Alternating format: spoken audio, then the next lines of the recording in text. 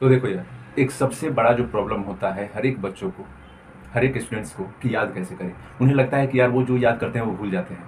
ठीक है, ये सबके माइंड में सेट है कि यार जो हम याद करते हैं वो भूल जाते हैं, कैसे याद करें। फिर एक्सेप्शंस की बात नहीं कर रहा मैं, कुछ लोग एक्सेप्शंस होते हैं जिनको चीज़ें मतलब याद रहती है, बहुत ज़्यादा ही याद रहती है, लाइन टू लाइन याद रहती है, उनकी बातें नहीं कर रहा हूँ मैं। बाकी सारे लोग की बातें कर रहा हूँ जिनको लगता है कि यार वो जो याद करते हैं वो एग्जाम्स में जाकर के भूल जाते हैं। तो कैसे अप्रोच करें बेसिकली, जो हमें एग्जाम्स देते हैं तो वो कैसे अप्रोच करके हमें चीज़ें याद रहे, या फिर कैसे हम माइंड सेट करें कि वो चीज़ें हम एग्जाम में जाकर लिख पाएँ।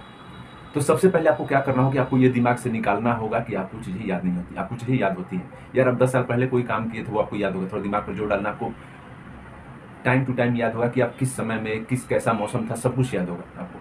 ठीक है, एक तो ये बात हुई। और ऐसे आप अपने तरफ से सोचते हो तो अगर मैं पूछ दूँ कि 4 दिन पहले क्या नाश्ता किए थे या फिर क्या ब्रेकफास्ट किए थे, तो आपको याद नहीं होगा। दोपहर में क्या खाए थे आपको याद नहीं होगा। तो वैसे नहीं सोचो, आपको चीज़ें याद रहती हैं, बस आपको तरीका नहीं पता।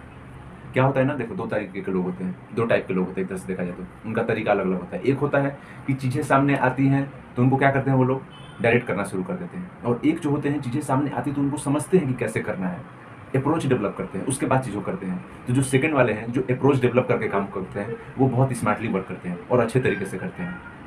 और जो एक होते हैं सामने आते ही चीज़ें लिखना करना शुरू करते हैं, वो क्या होते हैं, मजदूरी मजदूरी करते रह जाते हैं। मतलब आया करना शुरू, दिमाग पर प्रेशर पड़ने लगा और प्रेशर देने लगे, अचानक से कुछ आया भूल गए, सब वैनिश हो गए। तो ऐसा वाला आपको काम बिल्कुल नहीं करना, आपको अपना अप्रोच डेवलप करना है। अगर अप्रोच आपका डेवलप हो गया तो आप बहुत आसानी से चीज़ों को कर पाओगे। चलो एक आपको एग्जाम्पल देकर के दिखाता हूँ।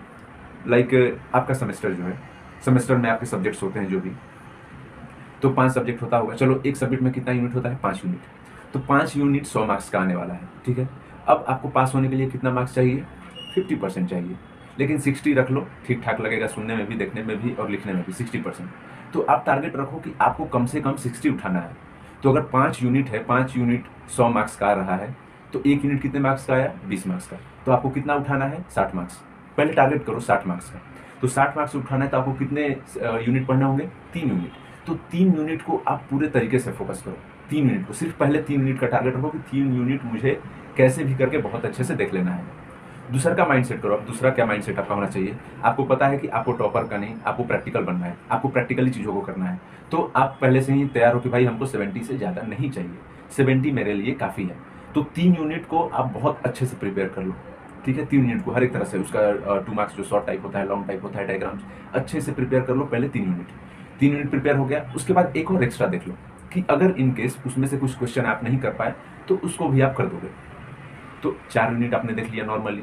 ठीक है, 5वां यूनिट को भी थोड़ा बहुत देख लो। तो थोड़ा बहुत 5वां यूनिट में क्या देखो, चीज़ों को याद मत करो, उसके कुछ डायग्राम्स देख लो, कुछ शॉर्ट टाइप देख लो, शॉर्ट टाइप जो होते हैं क्वेश्चंस उनको देख लो।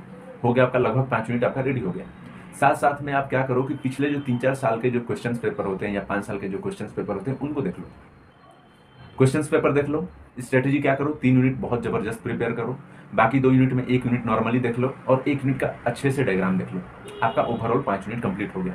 उसके बाद आप एग्जाम में टारगेट रखो कि आपको एक भी क्वेश्चन छोड़ना नहीं है, उसको टच कर देना है, थोड़ा बहुत तो लिख ही देना है। क्योंकि देखो यार, एग्जाम्स जो होते हैं, ग्रेजुएशन लेवल के एग्जाम्स जो होते हैं, उसमें 42 पेज आपको भरने होते हैं। 42 में से अगर आप 38 पेजेस, लगभग लगभग 38 पेजेस भर देते हो, तो एग्जामिनर को लगता है कि हाँ यार ये कुछ जानता है, ठीक ठाक लिखा है। उसके बाद राइटिंग वगैरह बहुत मायने रखता है अगर मैं कहूँ तो। क्योंकि क्यों मायने रखता है, इसलिए नहीं कि यार आप बहुत अच्छा राइटिंग लिखते हो तो वो आपसे इंप्रेस होगा, ऐसा कुछ नहीं है। इंप्रेस होते हैं, लेकिन होता क्या है कि उनके पास 1.5 से 2 मिनट होता है 45 पेज चेक करने का। अगर आप पहले से ही 38 पेज भर देते हो तो उनको लगेगा कि हाँ बंदे ने कुछ लिखा है, एफर्ट्स मारा है, उससे रिलेटेड आप चीज़ों को लिख दो, तो उसको लगेगा कि हाँ बंदे ने कुछ तो लिखा है। तो उसके बेसिस पर कहेंगे हाँ इसको तो कुछ ना कुछ देना चाहिए, कम या बेसी थोड़ा बहुत आपको देंगे। तो आप हमेशा टारगेट रखो कि जितने सारे क्वेश्चन आते हैं सबको टच करो, थोड़ा बहुत सबको टच करो। जो आपको बहुत अच्छे से आते हैं उनको और अच्छे से टच करो, जो थोड़ा बहुत आता है उसमें कुछ ना कुछ लिख दो। क्वेश्चन एक भी ब्लैंक मत छोड़ना, 2 मार्क्स का हो या लॉन्ग टाइप हो, एक भी आपको ब्लैंक नहीं छोड़ना है क्वेश्चन। ठीक है, इतना तो हो गया। अब आपको पता चले कि हाँ भैया हमको तो क्वेश्चन सारे अटेम्प्ट करने हैं, ये भी पता चल गया कि हमको सारे यूनिट किस तरह से कवर करने हैं, ये सब क्लियर हो गया। और तो अगर मैं एक बार रिवाइज कराऊँ कि क्या क्या मैंने बोला, तो सबसे पहले तो आप माइंडसेट से निकाल दो कि आपको याद नहीं होता। आपको याद होता है, बस आपके पास तरीका नहीं पता होता है कि किस तरह से याद करें। आपको लगता है यार एक ही बार 5 यूनिट पढ़ना है, अब क्या होगा, अब तो मतलब ब्लास्ट हो जाता है सब कुछ। आपको पूरा का पूरा 5 यूनिट बिल्कुल पढ़ना ही नहीं है, क्योंकि आपका 100% वो सिक्योर करने वाला मार्क्स नहीं कि यार हमको 90 लाना है, 95। आपको चाहिए कम से कम 60%।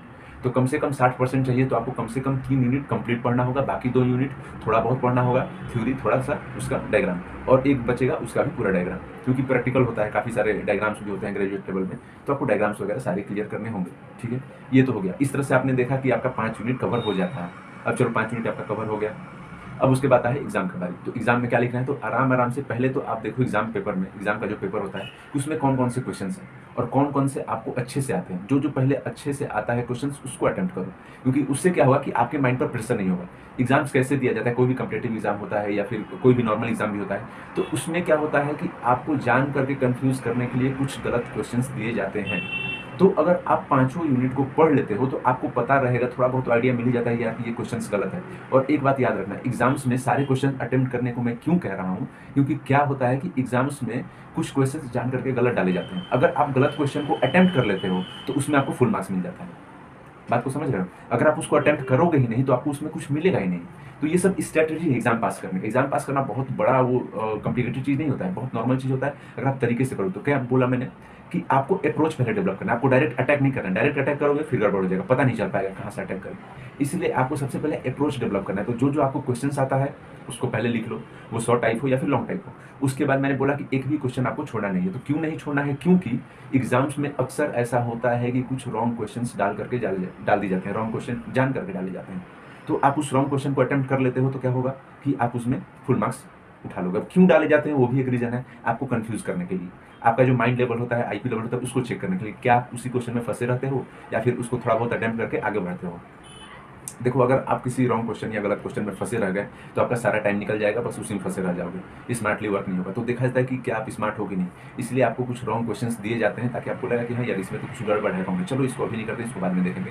पहले जो आता है उसको कर लेते हैं। तो जो आता है वो तो आपने कर ही लिया, जो नहीं आता है उसको भी थोड़ा बहुत टच कर लिया। तो जब एग्जामिनर पेपर चेक करे तो उसको पता है कि ये क्वेश्चन जान करके रॉन्ग डाला गया था और उसको आप अटेम्प्ट किए हो तो आपको उसमें फुल मार्क्स मिल जाता है। तो ये तरीका होता है एग्जाम्स को पास करने का, एग्जाम को हैंडल करने का। इस तरीके से एग्जाम्स पास किया जाता है। अगर आपको लगे कि नहीं आप पूरा बुक पढ़ जाओगे तभी पास करोगे तो नहीं, बहुत गड़बड़ हो जाएगा। अगर ऐसा होता तो हमेशा लोग 100% सिक्योर करते हैं। यूनिवर्सिटी में भी सब लोग 100% नहीं करते। टॉपर भी जो होता है ना उसको भी 90, 95, 98 तक आता है। 100% कहीं नहीं देखा मैंने। होते होंगे कुछ लोग, रिसेप्शन की बात अलग है, लेकिन ठीक है वो भी 95 तक रह जाते हैं, 95, 96 तक रह जाते हैं। ठीक है, तो आपका तो है टारगेट 60। तो अगर इस तरह से अगर आप अप्रोच करते हो तो क्या हुआ कि आपका आराम से 60 to 70 आप स्कोर कर सकते हो अपने एग्जाम्स में। और अपने प्रैक्टिकल पर तो आप ध्यान दे ही रहे हो, तो बहुत अच्छी बात है। तो इस तरह से अप्रोच किया जाता है किसी भी एग्जाम को। और ऐसा कभी मत सोचो कि आपको चीज़ें याद नहीं रहती, आपको बहुत चीज़ें याद रहती है। बचपन की बातें आपको याद हैं तो ये सभी आपको बातें याद रहेंगी, एग्जाम से भी याद रहेगा, बस तरीका आपका सही होना चाहिए।